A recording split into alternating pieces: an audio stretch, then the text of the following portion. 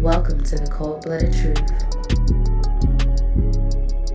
Ooh, cold-blooded, that's cold. I be listening to it. Rolling. Yo, that was loud as hell. Yo, what is the deal, y'all? It's your boy DJ Coleblooded, live at I Am Studios alongside Wemma 107.3, Pittsburgh's #1 for hip hop. And you tuned into another segment of the Cold-Blooded Truth podcast. Shout out to the grateful ones watching at the crib, tuning in on YouTube. I appreciate each and every one of y'all.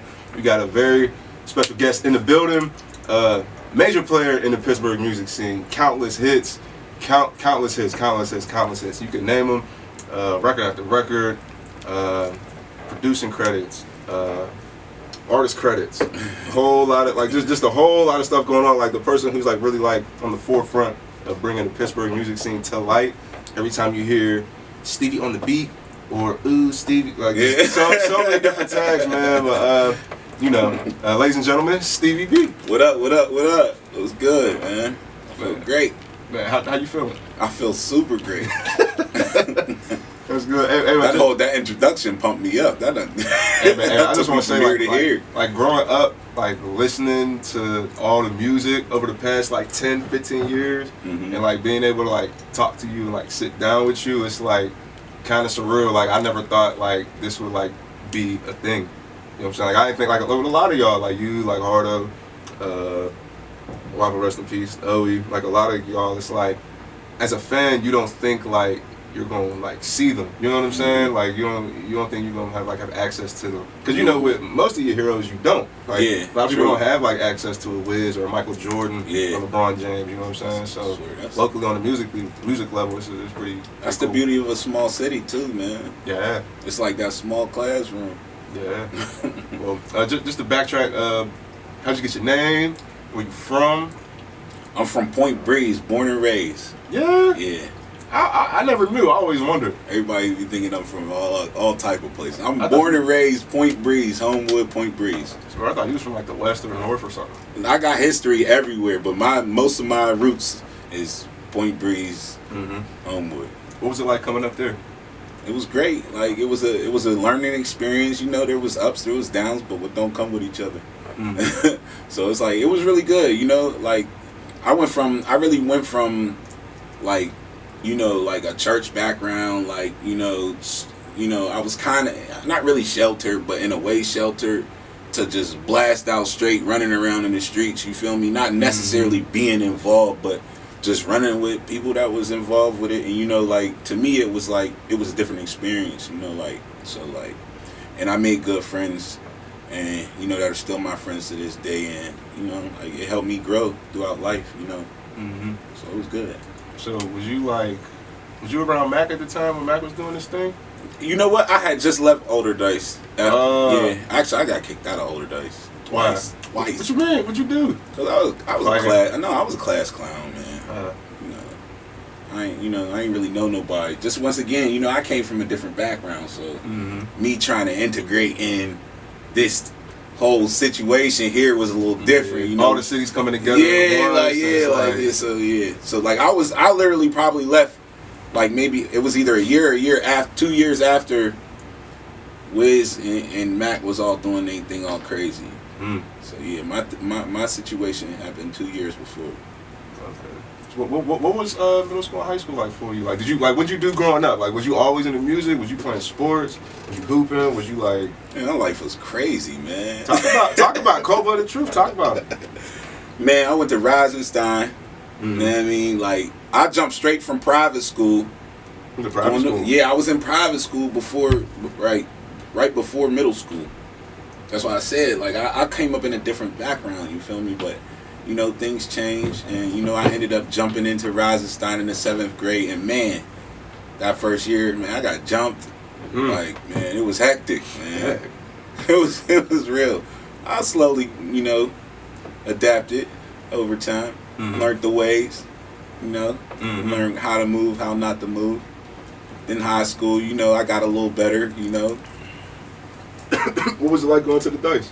Man, the Dice, it was fights, it was fun, it was, what I mean?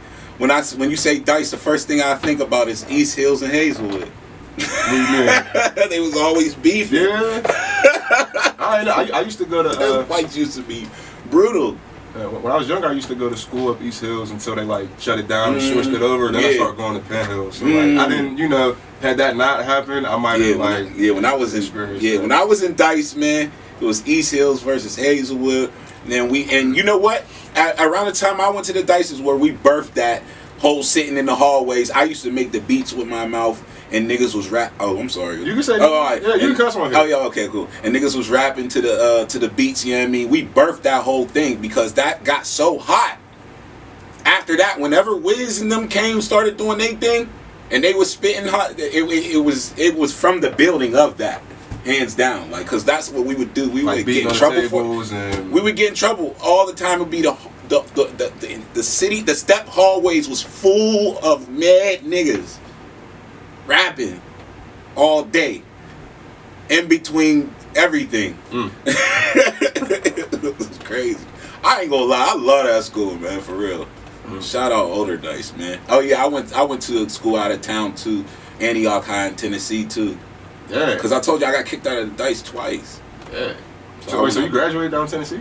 No, I ended up getting my GED in Job Corps in Washington D.C. Yeah. Huh. Yeah, facts. But I started in Pittsburgh's Job Corps first. Okay. Was there like a difference between the two? Oh yeah, major difference. It was way more. It's a little more raw in DC. Mm-hmm. Yeah, it's a little more raw. It's a little crazy. Well, for real, I ain't gonna stunt. So where's the like producing coming to play? Like, matter of fact, not producing. Where's your love for music coming to play? Like, what was that moment you knew like? Well, this is what I'm about to start doing. That ties into once again I came from a different background. I came up with a family church. Like my dad, he played the keyboards. He got paid for that to play keyboards for churches, minister and music type stuff, and I would play the drums.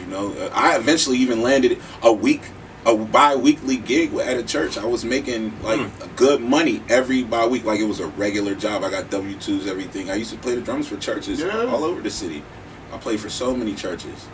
Yeah. I got a lot of roots in the city in all genres. Like I've been in everything. So like I could go to the Actually, I used to go to the studio down in Blackberry, and there was this band that I used to play for. Shout out to E, shout out to Trey, and we used to play down whenever the drummer wasn't there. I'd help them, and I would be the backup singer for them. And we would do shows down at the Thunderbird in Lawrenceville and other little places. I've done it all. So you name it, I've done it. It was just a natural thing, like it's just a part of my life. Like it's nothing. I can't run away from it. Like it's just what I do. It's what I was born for. Like it's a part of me, hands down. What was your first producer setup? My first producer setup. Oh man, that's a good question.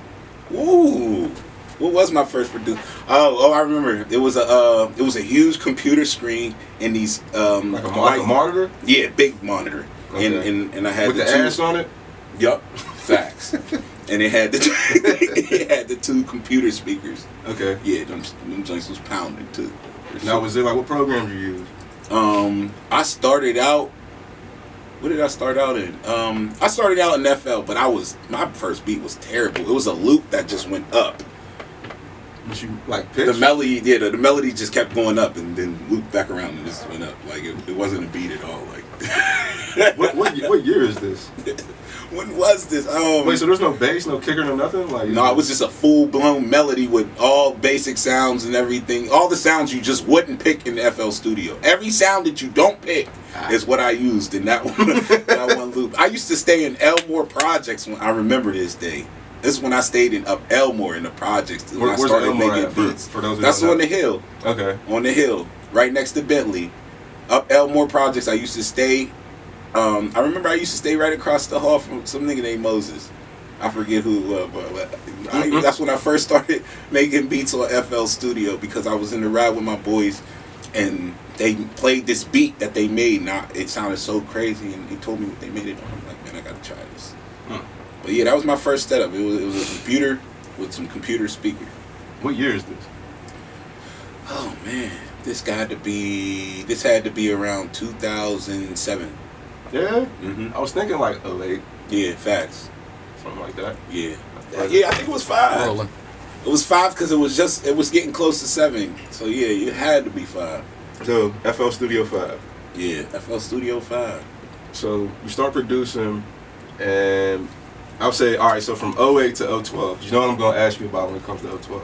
Between that period, what's your process like getting acclimated to the programs and everything like that? Okay, And how'd you sell yourself too? oh, good question. That's a good question. All right, well, this is how I go. All right. First things first. I was. You gotta understand. I was an artist before I was a producer. First, I was a singer. Yeah, I was a part I was a part of a group called Bergtown. I was one of the lead singers. Mm-hmm. I did the hooks. You feel me? Mm-hmm. And I had my own songs. Eventually, that's where I learned that I could make beats on FL Studio. Mm-hmm. Shout out to Gift. Shout out to P-Type. Shout out to B. Shout out to J Man. Shout out to Vin. But it started there. I was going to producers' house, like people like DJ Worm. Mm-hmm. Jay something, I forget his name. My fault, bro. I'm sorry. I swear to God, I'm sorry. But JPad? No, it wasn't JPad. He gets into history too. But I was going to them and I was going to their cribs and I was dropping lit hooks on their beats. I was like, let me just come over there and drop a hook, and I leave. You can have it. You feel me? And like that's when I was just developing relationships with different producers that I didn't know and stuff like that, and just running around doing that. So I was already getting a little, from that alone. So like me being an R&B artist, and then I started buzzing on my R&B thing. So It didn't just start with the beats first. The beats came in later. When I started getting buzzing with the beats, this is around the time I met a guy named DJ Banger. Won't he will? Yeah. LOUDPAK gang, right? Yeah.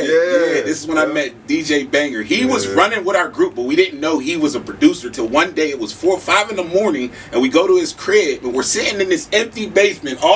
It's completely empty. There's 3 chairs. No, it's a couch and a computer with a chair in front of it, and like huge room, just the computer speakers. We was computer speakered up back then. Wasn't nobody, everybody ain't have monitors and all that stuff.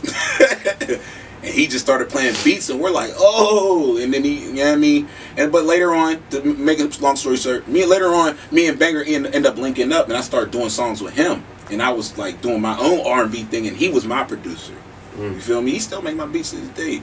Yeah, man, Banger was the dude, like, when I linked up with Owie, he was like, yo, come to the studio, whoop, whoop, whoop, I got Banger and Yace. Like, all right. The Killer Squad. I started rocking with Banger, and we started doing mixtapes, like, over and over, and I started picking his brain and figuring out, like, how he operated and stuff. Yeah. Like, he started, like, giving me a lot of advice, like, yo, like, I wish, like, a lot of people was like you, like, I wish, like... Banger's the genius. As far as, like, consistency and, like, just, like, different little things. He's my updater. He's like my software update. Yeah, like, if I feel like I'm behind... I'm gonna call him and be like, "What's going on?"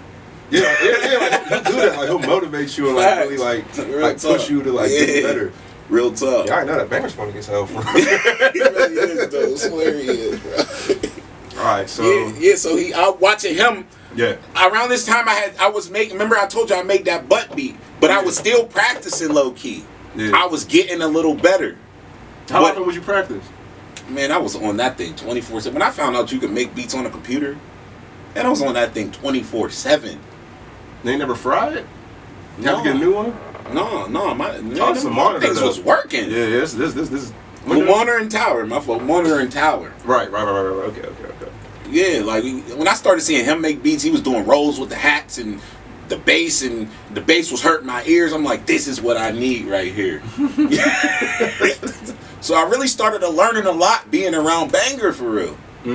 Once I started learning that, like, I remember I took my talents to Blackberry Studio down the street from ID Labs. I was around M Skeezy, Flame. I remember Ikey Bubs. Yeah. When I see it was all these a lot of older guys, but not older, but they around my age. We older. It is. How old is you? I'm I don't remember. I'm like 45. 45. 48. Like good, like what, 36? I don't even celebrate my birthday no more, man. Hey man, I mean, facts. I'm not gonna hold you. I don't want to get like that when I get older. What? Not celebrate my birthday. I'm just seeing so many old people. They be like, "Yo, it's just another day." I'm like, man. No, I don't not celebrate it because it's just another day. I don't celebrate it because like I know like I've reached my age limit for I know how old the females I'm gonna talk to, so I'm good on that level. You feel me? I'm young forever, bro. Like, I'm not worried about getting old. The more I think about that, it's just more trauma in my life. I got enough to deal with already. Now I gotta count the days down? No, you got me fucked up out here. Well, but that's just my theory, you know? Well, so we matter of fact, no, I'll save that for the next next clip. So you're a father? Yes, I am. What's fatherhood like for you? Fatherhood life right now, it's difficult. I be dealing with, with the pandemic and everything. So, everybody's frustrated and everything, but it's getting better. How'd you feel? How old were you when you first had your first child, boy or girl? Boy. How How old was I? Yeah. I was 20. It's 2009. So you really gonna make me funny as 36. I'm 36. It's 2009. So we gotta count it back. I don't feel like doing all that math. That's 12, 13 years 20 ago. something. 13 years ago. Yeah. 23. Yeah. He's my age. Yeah. Yeah. Facts. So how'd you feel going into that? Like, yo, I'm about to be a dad. Like, what was your thought process like? Man, it was pressure, dog. It was hell. Like, it was, my situation was not good. Like, this wasn't pretty. Mm-hmm. My situation, you know what I mean? Like, everybody know how it go. The real people out there know how the reality of this go. You feel me? Other than the fortunate ones and the ones that, Like, don't they get the plan? Like, yeah, like, and it's all... yeah, like, it wasn't planned, and I didn't know what I was doing. You feel me? There was conflict. There was child support. You feel me? Like, all the good stuff. You already know what happened. Like, it was crazy stuff going on. But, I managed, and I'm still pushing through, and I'm still a father. I'm still doing what I gotta do. What's a piece of advice you would give to other young men who are about to step into being a father? And it might be like the same situation like you might have had. And this is me just assuming, but y'all's not. Let's say they're not like all the way situated like they want to be, and you're about to step into this new reality. The best thing that I could say is just always focus on how you feel at the end of the day. Like, for real. Like, because that's the most important part of it all. Like sometimes, like, people can be in a situation to where, like, they're, like, it's trauma. It turns into trauma. You feel me? You develop bad habits and things like that and stuff like that. So it's like you got to focus on on how you feel, like, and make sure you're always you try to be in a happy place. And if you're not there, try to feel better. You feel me? Like, everybody knows how the road is. You feel me? Like, it is what it is. It's, at the end of the day, don't run from it. Stand on top of it. You feel me? Do what you gotta do. If you are going through it, get yourself a lawyer. I know it might be difficult, but you gotta do what you gotta do for the people that can't afford it. Other than that, for the other people, prevail. Like, you know what I mean? Like, you're gonna win at the end of the day as long as you focus on feeling good and making and keep your eye on the prize on what you want. That's for the ones that do want to be with their kids. Yeah, I can't understand all that other stuff. Like, not wanting to, Yeah. I can understand if you will bring imminent danger to your child's life or harm to your child's life by who you are, then I can understand, like, it's best I, like, fade the black, you know what I'm saying? Not really. It's a hard world because, I'm not here to bash nobody or nothing like that, but it's difficult. It's difficult on both sides for men and women out here dealing with children. You know what I mean? Like, we're not necessarily in a system that's meant for us to win, and I understand that. So I don't let that get in my way of me just continuing to move forward and making sure I continue to stay focused on what needs to be focused on and don't let it bring me down. What's something you love about fatherhood? I love giving gifts. I love finding out new things that's similar, that we have in common and things like that. Like, he likes like the Marvel thing and all the superheroes and stuff. Like, I love that stuff too and everything. I'm not super heavy into sports. That's his thing. But he makes me more, a little bit more on it now that he's on it. I probably know more about that than I've ever known before, for sure, because I didn't know nothing. Like, I was all music. So, it's 2012. Excuse me. I gotta redo that again. Alright, so, it's 2012. What comes to your mind when I say bath salt? Tef. My God, man, that was my brother right there. Man, that, I'm gonna let you know right now, which everyone has also let you know, that shit was hard. I don't care what nobody says. That whole series, that shit was hard. And I'm speaking on, like, not necessarily the subject matter and, like, the stuff behind it, but, like, just the delivery. Like, I've never seen nobody. That was around the time, like, Beyonce and Lady Gaga did, like, that 10-minute song. But that wasn't really, like, a thing. Like, people aren't doing 8-minute, 10-minute songs. Wait a minute, that was? Yeah, it was around, like, the same time. They did that around, like, 2010, I think. That might be where he got his brother got the idea from in the first place. They was doing it like soup, like, you know what I'm saying, like long ass songs and all that. Like, I'm like, yo, this is hard. And you know, like some of the little stuff, it was entertaining. You know what I'm saying? Very But much. so I didn't know you were, you know, be on the lookout for the bath salt mixtape. I didn't know that was you. Ooh. Might chew a nigga face off. I did not know that was Stevi. Mm-hmm. What was what was it like stepping into that and working with him through that process? And what was it like being like, yo, like, you know, like these are diss records? You know, it was a risk. Like, because you know, like now you're associated with the person who's making all the disses and everything, but you're just a producer. You're just making the beats. Just it might not, you know, but things can get misconstrued and all of that. But like, what was? Like, You know what? I knew it was kind of a risk in a way, and yeah, it was like I know some people would say I was taking sides and stuff at the time, but I was enjoying the sport and I was just happy to be a part of it. At the end of the day, like it started out as an agreement. You feel me? Yeah. Yeah, like that's why they were posting like they said, look, we ain't gonna take this to the streets. Yeah. Nah, you hold them back, let them know like this is all music. You feel me? So this is the first time we had a battle that was allowed to happen without the streets. Yeah. You know what I mean? Trying to dictate it in the background. Yeah, I was tweaking to watch when the new ones came out. I remember being at high school. Like, this is when I first got to high school. Like, we're all listening to it. Like, yo, you hear that? You hear it? The whole day. Like, bro, I got it on my phone. You want to listen to it? You watch the video? Ooh. Like, it was just, like, it was hard. Like, it was a great series. Yeah, I know. There's a couple of people. I know there was some people that didn't like me then around that time, but I knew it was going to blow over because, you know what I mean, I seen the bigger picture at the end of the day. Yeah. I knew what the bigger picture was going to be. You feel me? So it was like, man, that was the beautiful time, man. Yeah. It was a beautiful, beautiful time. Shout out to Jerk, man. He helped me produce Bad Soul 4 too. So I gotta give him this flower. What was it like working with Tef? Like, what was the thought process like going into the records? I had a real close relationship with Tef, man. Like it was easy to make songs with him. He had a whole tape, man. Like that Bad Soul mixtape. No, he had a real Swear. like a whole nother tape. Like never dropped, but like he had good music, man. It was easy to work with him. He came up with songs like that. You feel me? I remember when back in the day when they was barely even letting Tef on the track. Then like finally they didn't let him on, and look what happened. Yeah. Tore that thing apart. Yeah. That was a nice little move, man. That was also around the Kick Door days. I don't know if you ever heard of that around that time. That was a big time. What, the song called Kick Door? No, the group Kick Door. No. Oh man, that was an who's era. Kick Door? Oh, so this was 2000. Kick Door was in 2012. Kick Door was like a collaboration of like different hoods, all the hustlers. You know what I mean? And they formed one group, and they had my whole crew, the whole LOUDPAK. It was just everybody, and it was like if we came,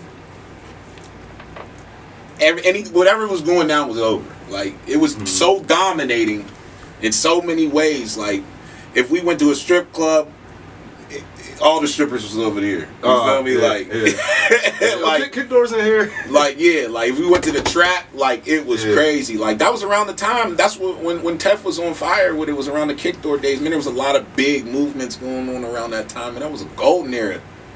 How'd you feel when tragedy struck? Like, what was your thought process after that?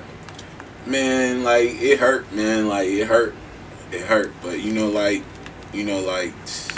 it's how the streets be, man. Like you can't never say what's going on in the background at the end of the day. So it's like and it was messed up. We be so desensitized to it. It's like it's not even a surprise no more. I can't even lie. Like you feel me? Like I shed tears on the inside, but like at the end of the day, like it come with the territory. Like shout out Tef, man.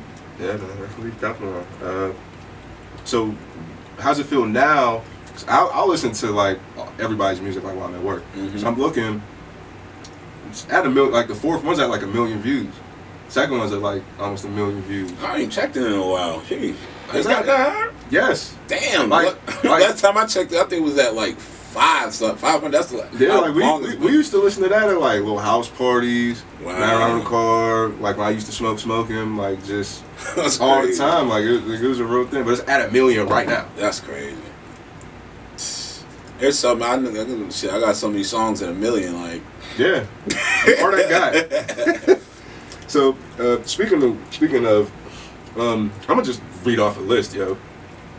Asco, Dab Lord, P.O.P. Yow. oh, Back in the day, D Blair with the big ass chain. MMR, Reese Youngin remix. IRS, Rice Bag. oh, snap. Hardo. All right, hold on. Whoa, pause. All right. Asco Young.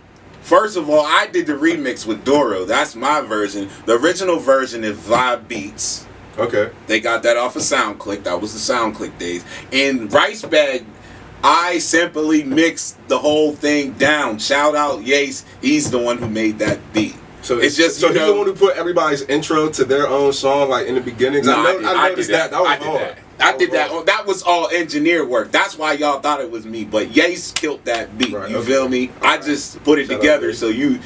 That's why you probably think it. You know what I mean? But shout out to DJ Yace. That's him on the beat. Hardo, Confused. Oh yeah. I ain't gonna hold you. I ain't know what the fuck he was talking about at the time. Nobody did. I didn't know at first either. I'm the one who recorded it. Yeah, I'm listening. I'm like, bro, who's he talking about? And I was like, oh, okay, I get it. You did Nothing Like Me too, right? Yep. Nothing Like Me. Today's a Good Day featuring Wiz. Yep. Who You Gang featuring 21 Savage. Yep. Nizzy, rest in peace. You Know. Your own jam, Bandana. I didn't know that was you singing the hook. Yeah, facts. I'm thinking, I'm like, who's this dude talking about bandanas? Like, why is Ellie's voice like that? What? Like, oh, you thought it was? No, I thought it was that's me. experimenting. That's me. It's just that. Shout out to all the video camera guys that I've ever dealt with that always take my shots out. In every video. That's why y'all never see me. Y'all never know nothing. You be at videos. I used to be at every video shoot, but the camera guy would always cut me out. He was like, oh, he's not important anymore. I mean, you wasn't like, was you pulling the Diddy and like just getting in front of the camera like forcefully? Yeah, pretty much. Yeah. Pretty much. I was definitely on my Diddy shit for Can't get sure. no love. Chavo Attachment. Oh, that was my jam too. Jimmy Wapo Bench Boy. Oh, back. That got history. Elm Street 1 and 2. What's this? That got history. Well, Bench Boy was made when Wapo was like 16. Yeah. We just brought it back. You couldn't. I was hard. crazy. Nobody could even tell. That's hard. Like we did a whole tape with him singing like that. It's 8 songs of him just pure singing. Yeah, I like that little era when he was singing. Like I like all the stuff. Like we did like Chicky Talk and all that. Yeah. Like that was like. But I've done. Man, I remember when I first met Wobble. He was like 13. Man, I came up with that. I've down there met every artist when they was like their young age. I mean, they brought Reese Youngin through. Like real talk. Yeah, but yeah, facts. Bench Boy, that's my joint. Elm Street 1 and 2. Yeah, Elm Street 1 and 2. Oh yeah. Bro, how's it feel like everyone in the city like who comes through you, you're like the hit maker of the city. Like you literally like all the ones I just named, you gave everyone like their biggest song. Over the past like 10 years, like everyone's like biggest song, like the ones that get on the radio, the ones that debut, XYZ that like really put them on, like it's always a Stevie B beat. Like how does that feel? It feels great. I mean, like, you know, like I feel like honestly, I'm gonna keep it a beat. I feel like I manifest it all the time. Like, you feel me? Like I'm the type of guy that's in the studio. Like I'm working just as hard as the artist. When the artist is leaving, I'm working just as hard as the artist. Sometimes I'm working harder than the artist, and I'm calling the artist saying, "Yo, what's up? You said you was dropping a video. You said you was dropping a song. You're not dropping nothing. What are you doing? Like you're in the way. Now you wasting my time. Why are you even coming here to record anymore? Like you're not doing nothing. You just got a whole playlist of music that's in the way. That's why Stevie got all these joints, because Stevie's out here putting the work in and putting the pressure on these artists. I'm not letting you just come in here and just do some work and think you're gonna leave out. First of all, we gonna do this, you know what I mean? We put it to a situation so we can make a good song. So we already did that. So this is the recording process for artists. Yeah, we talk about it. All right, we already got it figured out. Okay, you're gonna record a song. You feel me? All the pay, all that's out the way. We got that all figured out. You feel me? I don't put no time limit on it. You feel me? Like when you do a song with me, however long it takes, as much as I hate it sometimes, like I'm such a perfectionist. It is what it is. Like, So we take our time. Like every song I've ever done, like it does not get, some get done quick because the vibe and the chemistry is just there like that. Mm-hmm. But most of the time, like we take our time, you feel me? And I put work into it, you feel me? Like and I'm in my head thinking like, oh, the video's gonna be like this. I can see it. While you rapping, I'm already you getting your director on. Bro, I'm the director in that on my soul, bro. Like I might just stop you dead in the middle of you rapping the song, and be like, my fault, bro. But I see the video. This gonna be so hard. This is gonna be so hard. I feel it. Like females and the males, though. You feel me? I go hard for the females too. Like you don't gotta worry about anybody that come my way. Like I'm right now. I'm working with some girl named Days. Hot Days Lane, whatever you want to call her, you feel me? I work with Mistress right now. Them is probably the two heavy female. And I work with Alicia too, you feel me? I'm waiting for her to stop playing around. Stop playing Alicia. But them is the main females I work with right now. I be having females come every once. Oh yeah, Nay Hundo. My fault, baby girl. Hard. I just had her up here. Why would I do that? Her. Nay's hard. Facts. And I just did a show with her. Nay Hundo. I'm working super hard with her. I'm actually like kind of involved in her situation in a way. But like, yeah, like females too. Like I work hard. Like I go hard. Like same way you be going hard. You be playing everybody's music. Like you, like I'm the DJ Cole of the beats in the recording. You feel me? I be feeling you. Like, I feel you when you be saying like, yo, like you say you like in my instance, it's like, yo, y'all say y'all rap and make music. Where's the music at? Why is my DM not flooded with music? Exactly my point. Y'all, there's too many artists in the city, just period, in the game, period, making music every single day and being so consistent that Pittsburgh doesn't have 5 new videos every week. Yeah. At the least, every week. Or every day, or someone's like, yo, here's my tape, here's this, here's that. Like, I understand, like, people got to worry about time, money. Mm-hmm. You know, you got different life situations, you know what I'm saying? Stuff with your kid, your family, your peoples, and all of that. But, like, there's no reason, like, for you to not make it. Like how he always says, if you don't pop, it's because of you. Yeah, like the tools are 100. I swear, like, you can DM the radio nigga and say, yo, how can I get on the radio? You can DM Stevi, yeah, how can I get? That's what I'm saying. I hate it when somebody say Pittsburgh don't support the bro. Pittsburgh be supporting the mess out of Pittsburgh. You are blind. You're blind. You're blind. You gotta look again. They supporting, bro. It's just that you ain't putting in no work and they just don't know who you are. So would you say you have to get into the community? Yeah, you gotta see who's doing what and somehow figure out a relationship. If I want to get around Lil Baby, I'm going to look up Lil Baby's schedule, see when he got stuff going on. I'm going to run me up a bag. I'm going to get in the same clubs. I'm going to rock out, make him look at me like, yo, who's this dude over here? He's on fire. You feel me? Doing his thing. I'm not even going to talk to him about no music. I'm just going to let him know, like, I'm on that same time. You feel me? And eventually, just from seeing my energy and seeing how I float and me being up in a lot of his situations, he might approach me, or it might be a situation where we could be approached. You feel me? Yeah, fans said the same thing. Yeah, and it's simple like that. Bam, there you go, relationship made. And be like, yeah, facts, I be seeing you. They be saying your name. The DJ, because I hollered at the DJ too. I probably either gave him some cash, a bottle, or some gas, who knows? You feel me? I did something. You didn't just say, hey, bro, play my shit right now. No way, bro. I asked 3 questions. I was like, you want money, liquor, weed? You want all 3? What you want? I don't know. Whatever floats your boat, just let me know. That's the first thing I'm approaching with. This is a business transaction. You feel me? Like, I'm not going to go to the club with a song without at the least, in the city of Pittsburgh, I'm not going to go in a song without at least $100 in my pocket, $200 in my pocket to dedicate to at least to the club for the music to get played. You feel me? Like, that's a budget, and that's a club budget. This is work. This ain't we ain't here to party. We here to work. We here to listen to our music get played. We here to see who's tuning into it. We finna turn up on purpose because we want people to turn up when this is a job. You feel me? So it's like, man, I be seeing people do it all the time. I used to do showcases. And, you know, they'll pull up, every artist pulls up with like 15 of their people. And then one group, they're all hype as hell. Yeah, that one group got the banners and everything. Yeah, banners, hype as fuck. They got shirts. They're passing out. Who came up with these ideas, man? This is crazy. They're winning off top. Yeah, they're sitting there turning up. Everybody's watching like, yo, they're hard. Exactly. Like, they made some noise. Like, even if you came in the club by yourself with a banner holding up, you get some attention. Like nuts. When Nuts was walking around selling shirts, he'll be in secrets with a big box over his head. Yeah, you have no choice but to notice this man. You don't know what he's about. You don't know what's going to happen. But guess what? He just did something that's going to make you go home and talk about it. Exactly. But it's also positive shock value. Yeah, facts. You know what I'm saying? And like positive reinforcement, you're gonna think something good next time you see him. I gotta make sure I stay relevant in y'all's heads. That's why, like, on my social media, I try my best to always post it, even if it's something stupid, funny, important, serious. Regardless of what it is, I'm gonna try to post something because I gotta make sure I'm relevant. Because if I don't post, my shit's gonna go dry. Mm-hmm. And be like, oh, he must be done.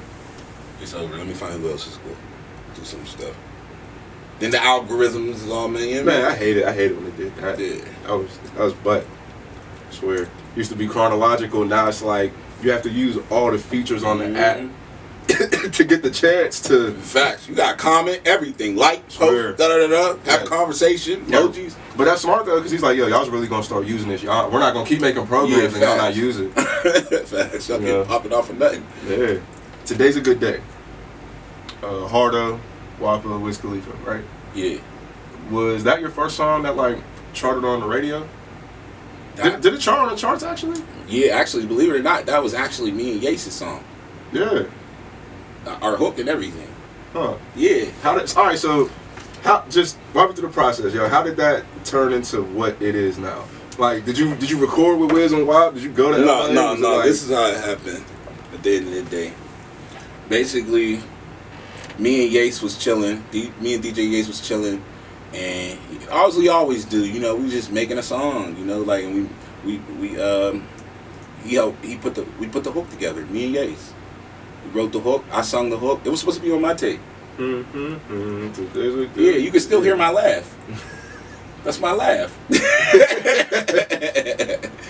And we put the hook together, and I built most of the beat around it, and it was a hook with a song. It was a song with a hook, and then I remember when I was on the West Side, and Hardo just finished his session, and he was leaving out, and I forget how the space bar got pressed, but the song played. He ran back in the room. He ran back in the crib. He said, boys, I need this.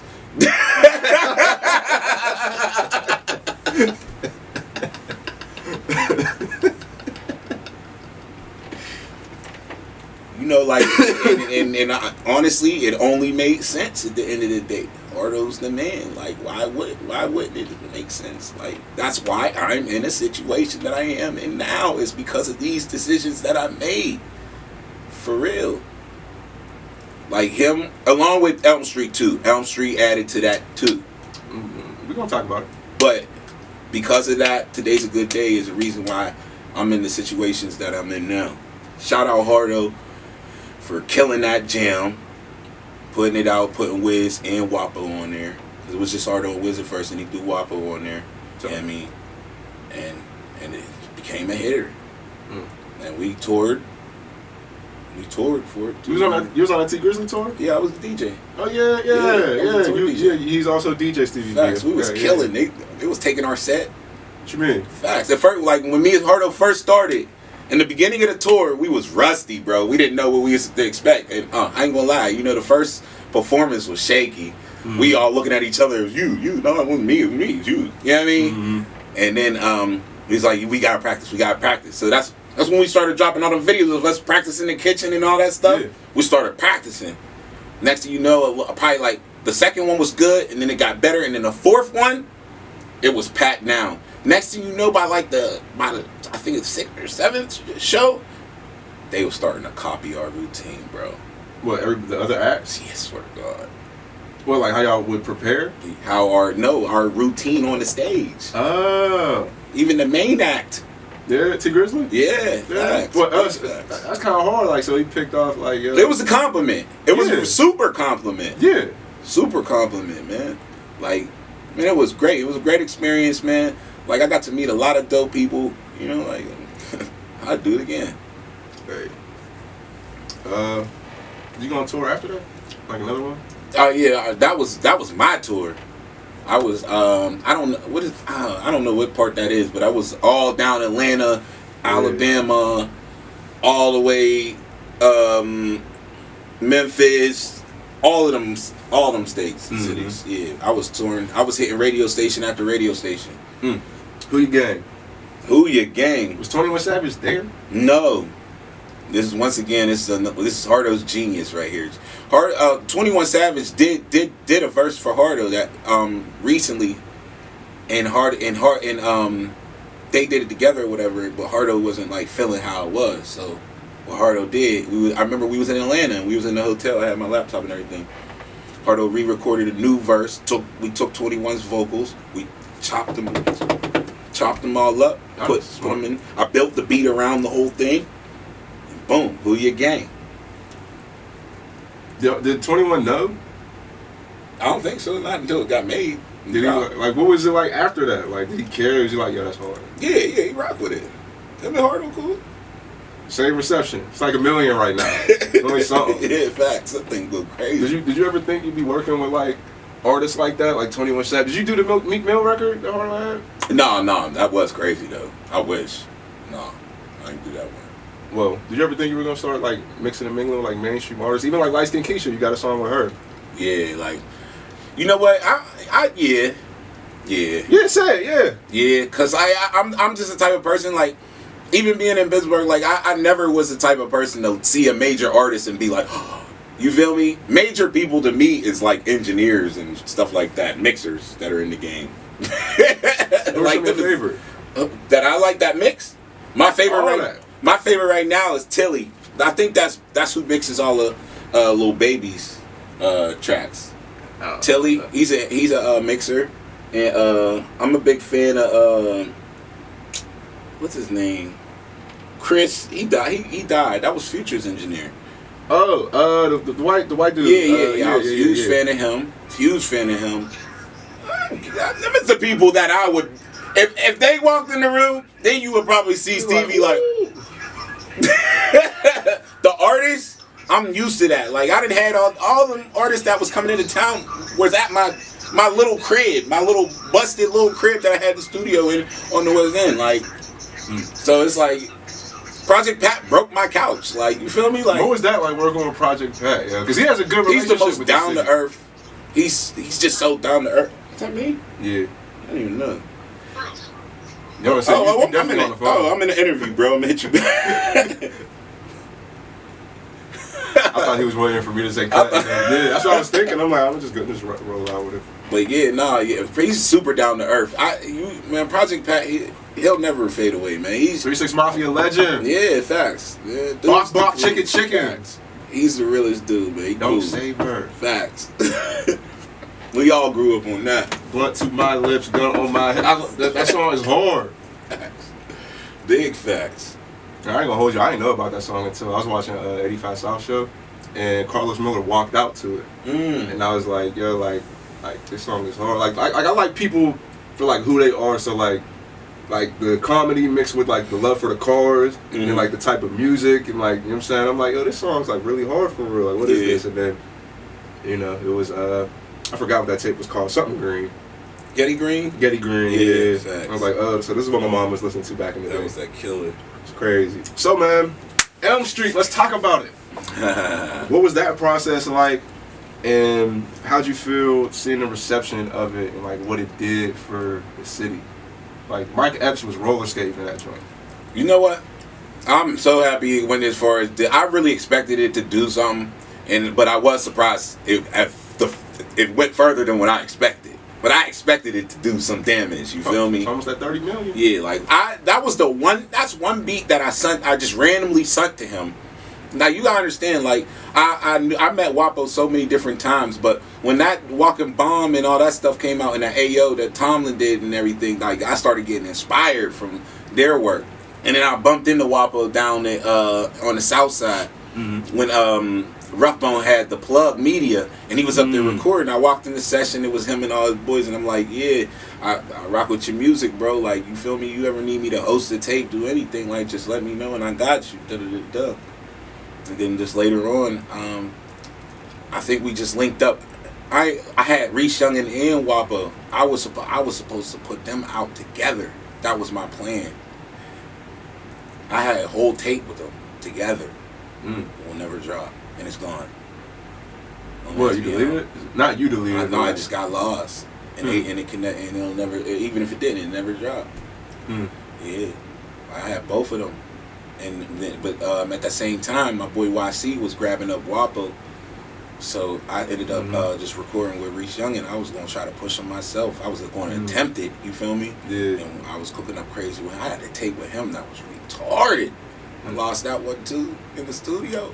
But yeah, the Elm Street, I built that beat. I was motivated from many different things. Number one, motivation was the dance that he was doing. Right. Yeah. Number two motivation was him and Tomlin's work. Tomlinese? Yeah. Tomlin? Yeah, him and Tomlin's work. Those songs. Number three, The Mask.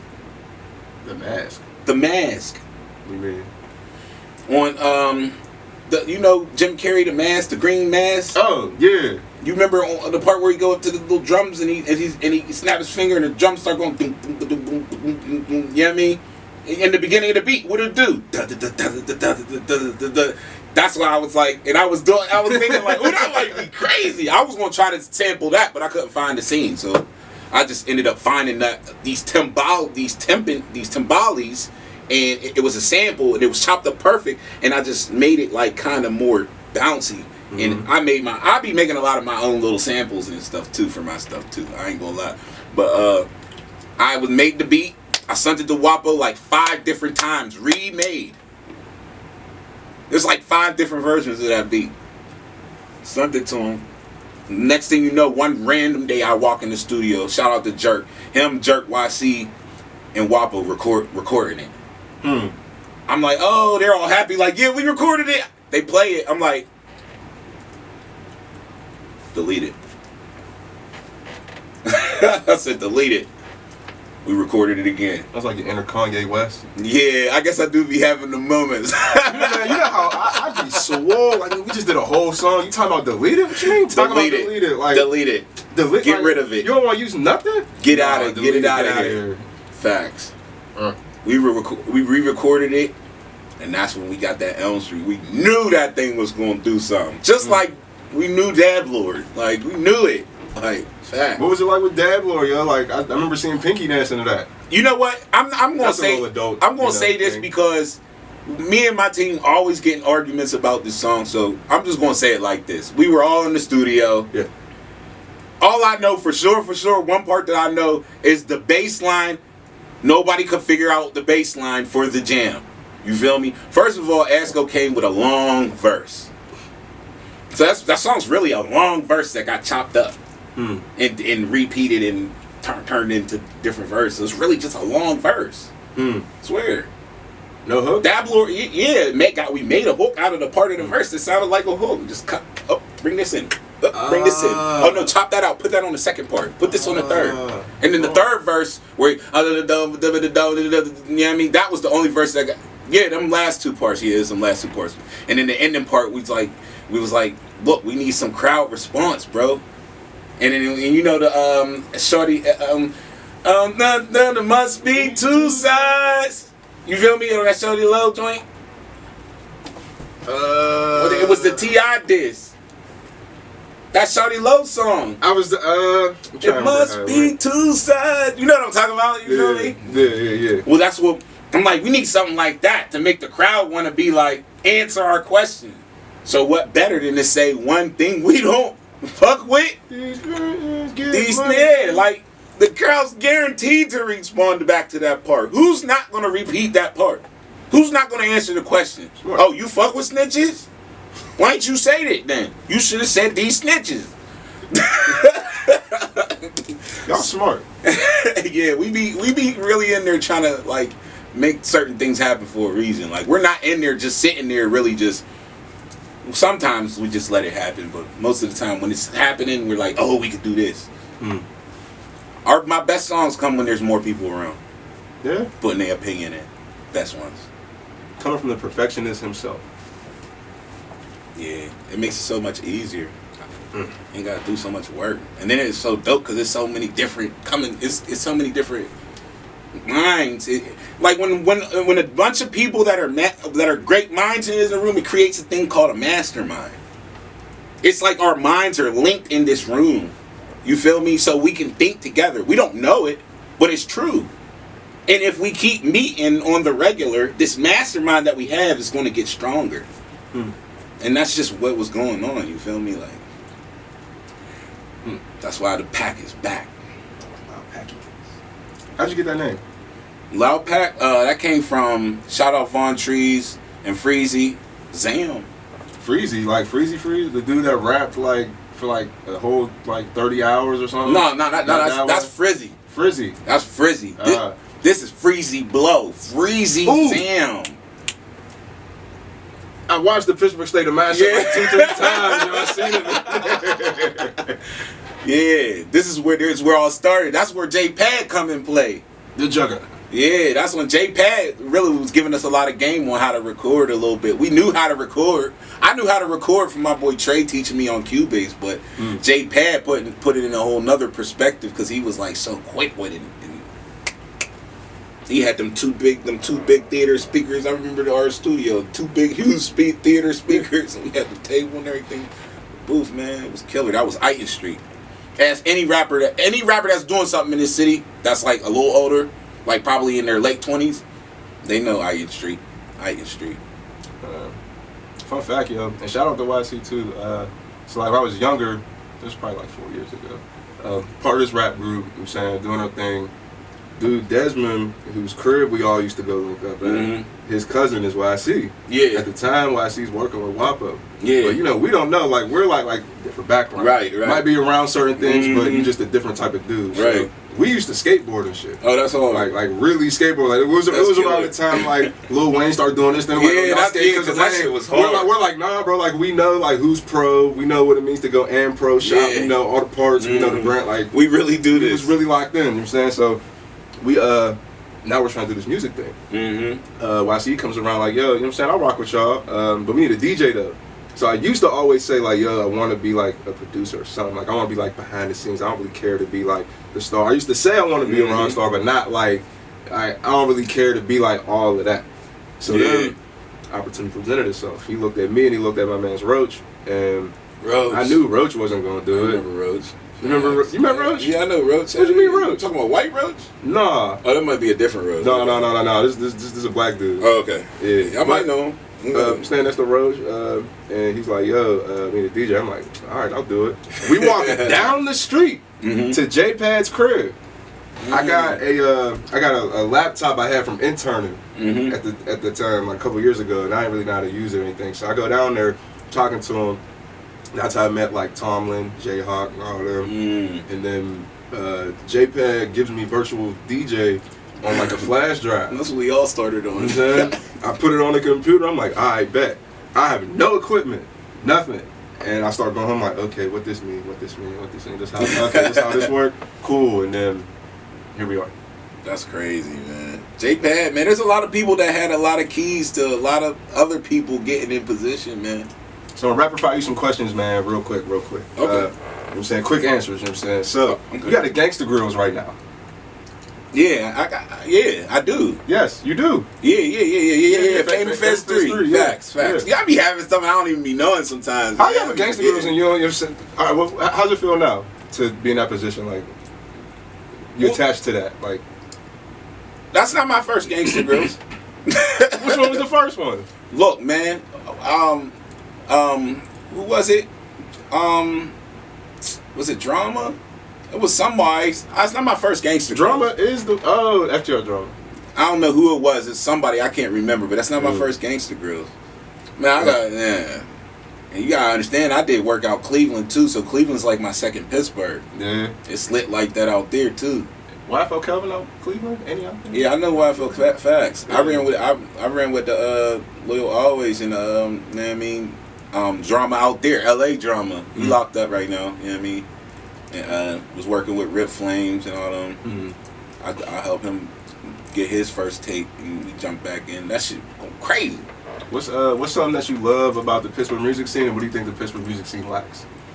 I love everything about the Pittsburgh music scene, especially now more than ever, because it's exploding. And to me, it's exploding. No, it is. It is. Like, yeah, it definitely is. I hate people be trying to down everything, but what it could work on? Yeah. If anything. I don't know. I mean, I feel like it's perfect. I don't know. Like it's it's growing. Like like you're a pioneer in here right now. You feel me? Like you're a part of the people that's trying to build the market so you can have something to work in. You feel me? Good look. Cause like we don't have this shit. Like like we're gonna come here and do press run. Yeah. Fun fact: I'm about to go interview Young Gravy. That's gonna be like my first bigger. Oh, that's interview. killer. But it's like me and Mike talk about it all the time. Like there's certain stuff isn't here. Yeah, right. Like if an artist comes, like if Maxo Kareem come through here, there needs to be an interview or proof that he was here. That's why we take pictures. Yeah, facts. Like that's why I said you're a part of the master building of the market. Yeah, I mean, even though you're in the market that you're building, you're a part of the structure of it. You feel me? That's like what I do. You feel me? Yeah. I'm a part of the structure. Yeah. So it's like it's different. Like I look at it different. You know what I mean? I don't care, and I be inside trying to still trying to put nails in place. Hey man, fun fact. This is a little video game flash drive. Dude just gave me Deasley's most recent tape on a little video game. All radio edits. This was hard. All radio edits. So artists, take notes, yo. Make clean records all the time. Tell your engineer, yo, I need this to get clean. If he charges you extra, it is what it is. If you're trying to go where you're trying to go and be a little more commercial, then take that route. You want your song played in Forever 21, in the Champs commercial, in a license for a video game, or you want to get that Fab Bands to get your song on Grand Theft Auto radio, you know what I'm saying, like iFruit while you riding around on flying in planes and shit. You could do that, but you gotta have clean records. Facts. You gotta have clean records. Hot or cold? Hot. Favorite Pittsburgh restaurant? Whoa. S. You could, it should be plural. Plural? What is my favorite Pittsburgh restaurant? Off top, what's the taco place? What's the one taco Condado? place? Yeah, Condado's Tacos. Yeah. Condado Tacos. Condado. That was official. Favorite song that you've done? Still coming. Still coming. Song after song. What's one of your favorite ones that you've done? What are your top 5 that you've done or been a part of? A lot of them aren't out because the people that do them are scared to drop them. So y'all better get it together, honestly. It's a lot of R&B and a lot of different genre stuff that show a lot of qualities that people don't think that I have because they don't drop. Mm-hmm. We got, man, there's so much stuff out there, man. It's not always about all hip-hop, man, and all trap and rap, man. There's different things that's out here. Yeah. So, I mean, don't get it twisted. I love a lot of the songs that's out already, but I don't really got no favorites. Like, I'm not allowed to have favorites.